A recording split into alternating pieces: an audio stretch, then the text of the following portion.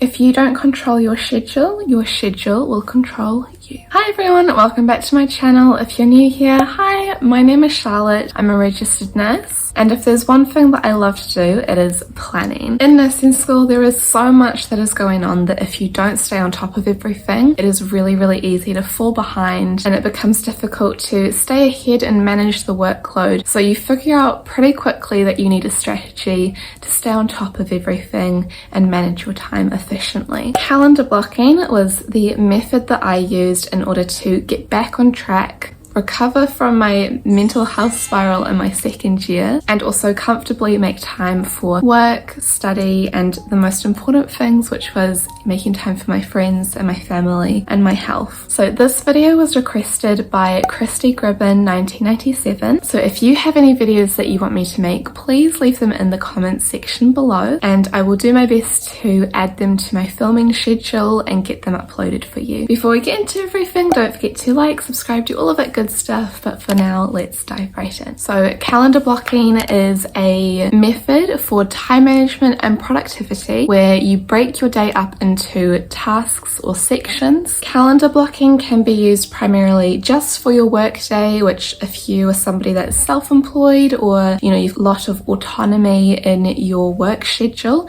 this can be a great way to plan out the day and make sure that you get everything done on time. But it can also be used to plan your free days or your entire week as well, which is why it is so good for nursing school, because it really lets you take control of your schedule and keep on track of all of the assessments, the study you've got to do, placements, while also making time for yourself and your social health. It allows you to really fit everything in and make time for everything. So calendar blocking also increases your productivity and your focus. It provides you with a clear routine and it helps you stay organized and manage your time. So I have got my calendar here on my laptop, and what we're going to do is we're going to run through step by step exactly how to calendar block by planning out my upcoming week. The first thing that you're going to want to do is identify all of your tasks, events and things to do. So for nursing school, these will be things like placements, lectures or labs, assessment due dates and semester times, exams and study time. And then you will also have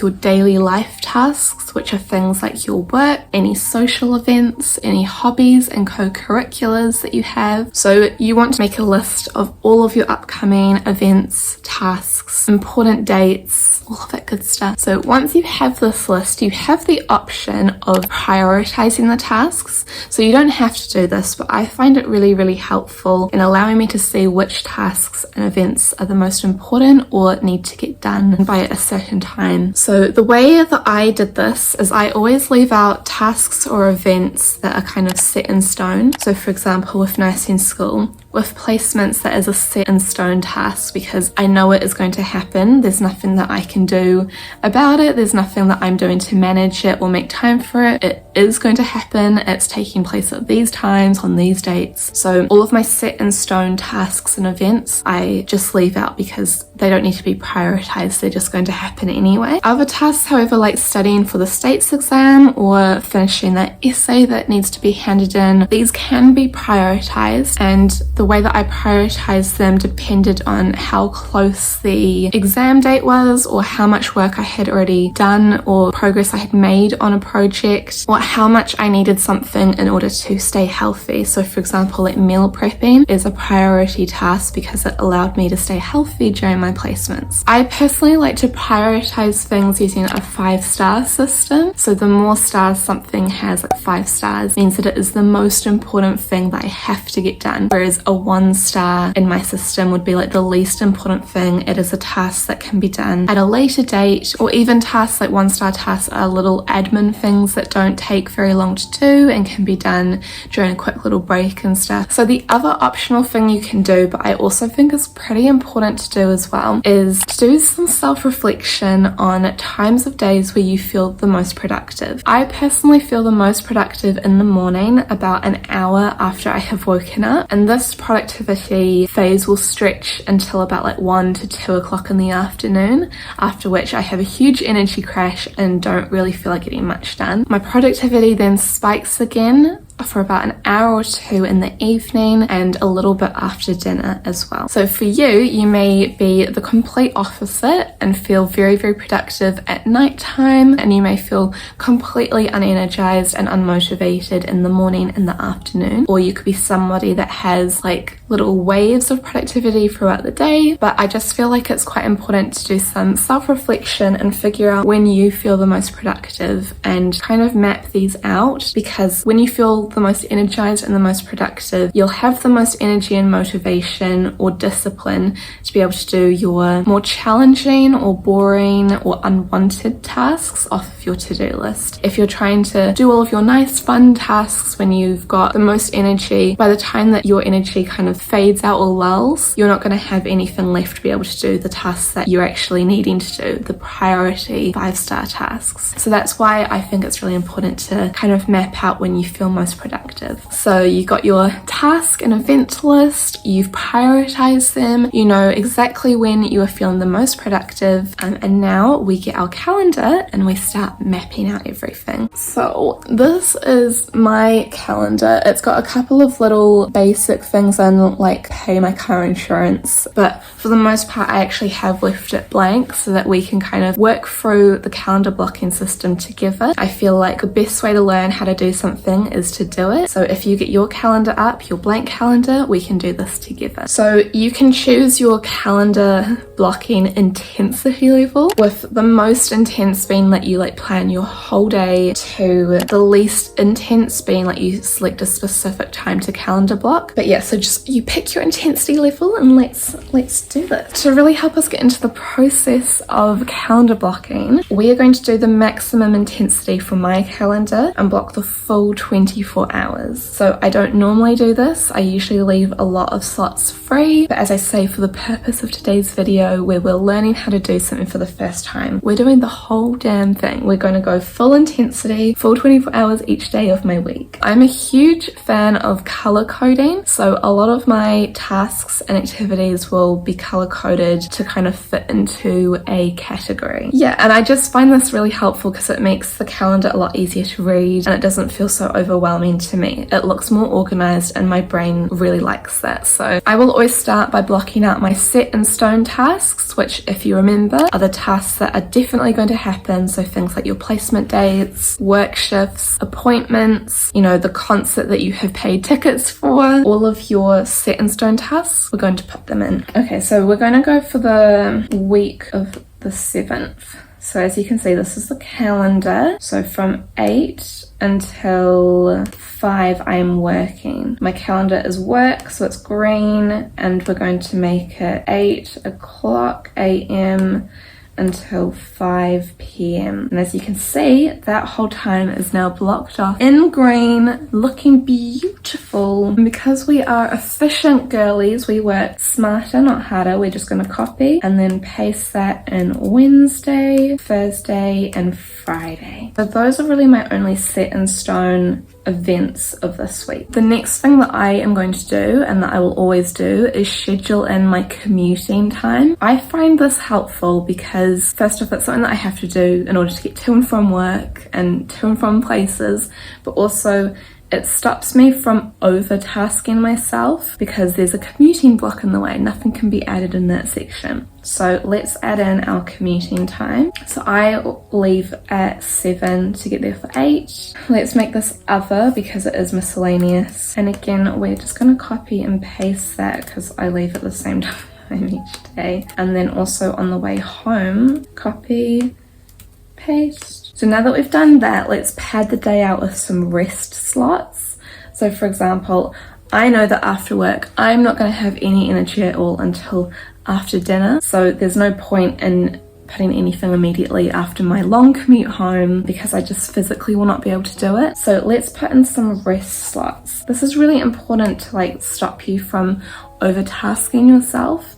And it's a small way to show yourself some love and respect and kindness by giving yourself some time to recover. So we normally have dinner on my work days around 7. So we're gonna have a nice little hour here where we put in rest. So as you can see, at the moment, we're just really slotting out our work days, but there's still 3 days, which we'll go over in a little bit. And because we're doing the full 9 yards, let's also block out our sleep and our meals. I have dinner 7 o'clock. Let's put an hour in for that. So I try and go to bed by 10:30, and we're going to put that on all of the days because I am a creature of habit. So I wake up at 5:35. Very specific, I know. We're getting there. We are getting there. Okay, so that's sleep, and then let's copy and paste these ones. Now for our non-work days, we're going to edit this slightly because I always give myself a bit of a lie-in. I'm going to go until 6:30 we go, which I know for some of you 6:30 might not seem like a lie-in, but for me, I just kind of naturally end up waking at that time. So I hope you can start seeing that once you start putting in things, you know, you can actually see how much time you actually have to do stuff. And that's why I love calendar blocking so much, because it really gives you a visual picture of exactly how much time you really have. So yeah, as I was saying, so we're doing the full 9 yards by blocking out our sleep and our meals. This is full intensity. As I say, it's the full 24 hours, and this intensity is really good if you're trying to incorporate a routine, which is what I did when I was recovering from my mental health spiral in year 2. Doing this really over the top high intensity calendar blocking routine really helped me give me back my sleep schedule. It helped me have time to cook, you know, healthy good meals for the week, and also exercise and get some movement in. We've done our meals, we've done our sleep. Let's also block in our chores, getting ready for the day, so like our skincare routines and stuff. And also, if you were going to be doing it this way, the high intensity level, this is also a really good time for you to go set some alarms on your phones and some reminders to help you stick to this routine that you're setting on your calendar. From 5:45 till 7, that's when I'm getting ready. Get ready for work. Sorry guys, again, technical difficulties. Excuse me, I want 7. Thank you. Okay, so that's our getting ready for work. So that would include things like having our breakfast, doing our skincare, getting our bags ready. So my morning is now, for my work shifts, fully booked up. Because I go to bed at 10:30, let's block from 9:30 for our night routine. Nighttime routine. So we're going to copy, and I'm going to do this on my days off as well, just so that we can keep to that. But on Sunday I do cook dinner. I start cooking dinner at 5:30, shall we say, more realistic. Cool. So I feel like these are all of my like set in stone activities, all of my chores and routine-y kind of stuff. I think it's looking really good so far, and I think it is now time to start filling in some of those free slots. We'll do like light exercise, half an hour of light exercise like yoga and stuff, and then on my days off I like to do, we'll put an hour exercise in the mornings. Breakfast at 8 o'clock because I prefer to have my routine and everything done sooner rather than later. Just get ready for day here. So like 7 a.m. we'll spend an hour editing a video. So we can change that to orange because I have a calendar just for YouTube. On Saturday I also film, so from 12 o'clock. And we'll spend about 3 hours doing that because I like to film my videos back to back. Edit as well. Just put that here. Oh. Put that there. After that, let's put in a break or a rest slot. Tuesday, let's do planning some videos.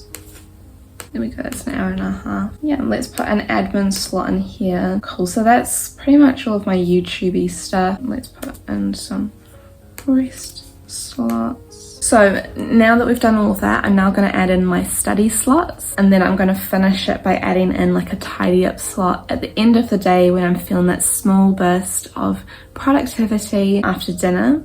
So the tidy up slot is your time to get any unfinished tasks done from the day, either unfinished or need to be progressed a little further. It can also be used to tidy up your room quickly, prepare for the next day, or finish any admin tasks.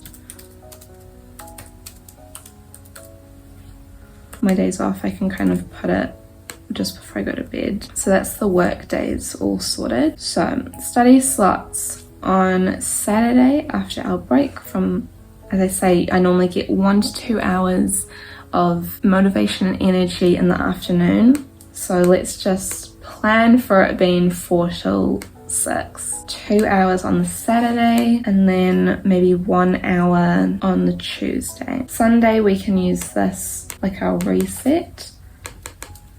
So it's an hour and a half Sunday reset. Chores, so things like vacuuming my room, changing the sheets. So let's put home, just make it cute.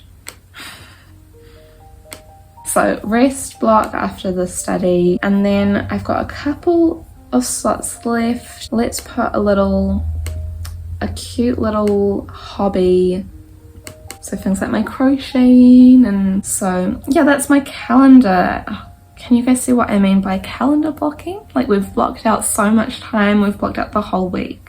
And then if I go into month, you can see this week it's got all of my little bullet points. So yeah, that's calendar blocking.